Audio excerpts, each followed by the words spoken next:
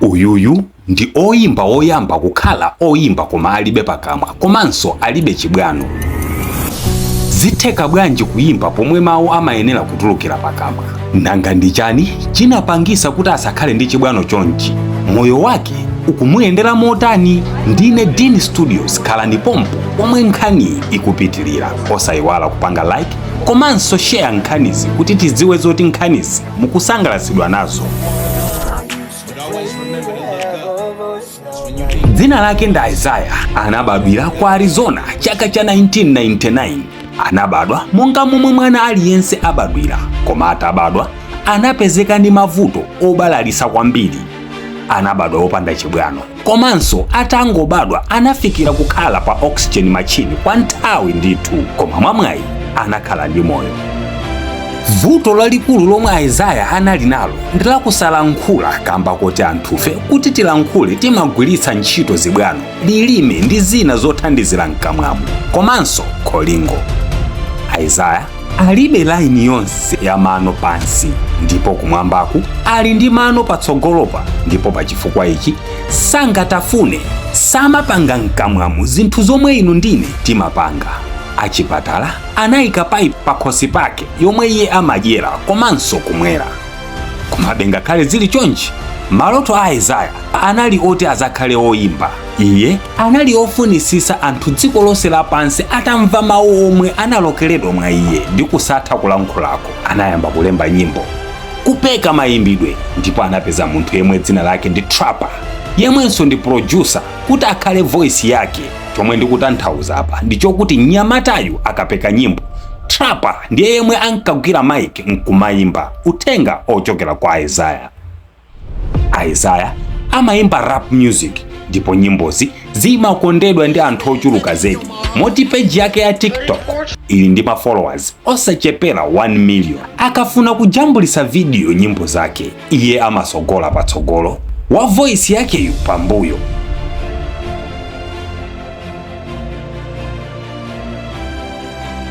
Zinthu nkumatheka, nyimbo nkumakondedwa, ilitu ndi luso la paderadera. Koma mwatsoka, mu chaka cha 2019 producer wake Trapper anamwalira. Ngakhale zili zoti anthu ambiri amamukonda mwanayo, koma anthu enanso amamumoka, kumunyoza kwawoko komanso mma social media malingana ndi mmene iyeyo akuonekera.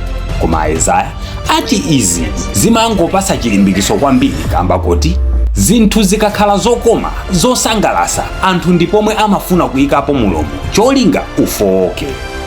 Isaiah amagwiritsa ntchito njira zingapo pofuna kulumikizana ndi anthu, monga sign language, communication devices komanso matext. Koma iyeyo amakonda kwambiri matext pofuna kulumikizana ndi anthu, ndipo iye ati njira imene ya matext ndi njira yayize kwa iyeyo. Izitu zikutanthauza kuti mukakhala naye pafupi ndiye kuti muzilankhula, azikumvani koma iye azikulemberani matext. Iye ati sazafowoka, kamba kuti ali ndi maloto akulu ku music. Amafuna atafika pa Tupac, Michael Jackson komanso 50 Cent, ndipo sazasiya kuyimba mpaka mpweya wake omaliza kupuma utamuthera, mpaka maloto atakwaniritsidwa.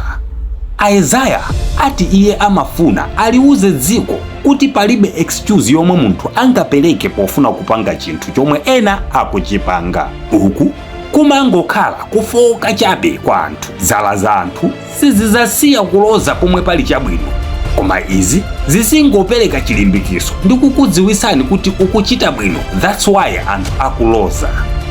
Iye ati ndi okondwa ndi moyo wake chifukwa amadziwa kuti izi ndi zomwe Mulungu anafuna, ndipo zolinga zake ndi iye Mulungu yekha akudziwa.